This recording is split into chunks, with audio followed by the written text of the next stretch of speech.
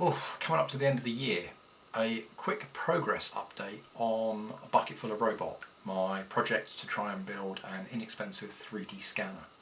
So, December was pretty much a write-off.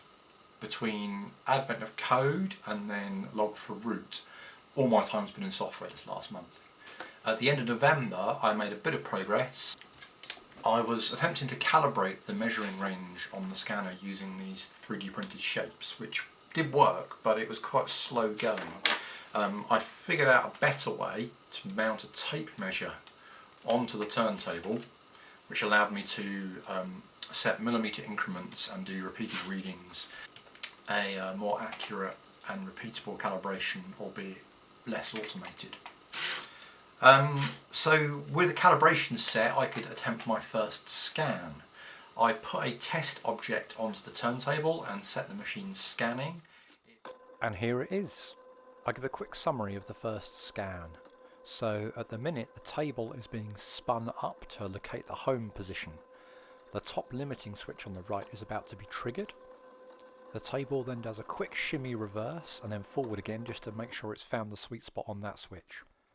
The probe moves in very slightly to make sure it doesn't touch the side of the table, and then moves in again to make sure it does touch the side of the table, calibrating two of the first two servo positions. And now the table is going to spin back downwards away from the home position until it reaches the first measurement height. Now the probe gradually moves in until it makes contact with the side of the object, and then retracts, turns the table slightly, takes another measurement. It worked pretty well, so I left it to its own devices. When I came back to check on it, it was exhibiting some odd behaviour. The analysis, I've somehow damaged one of the servos. It's no longer hunting for the right positions. It will go to some positions, but not reliably.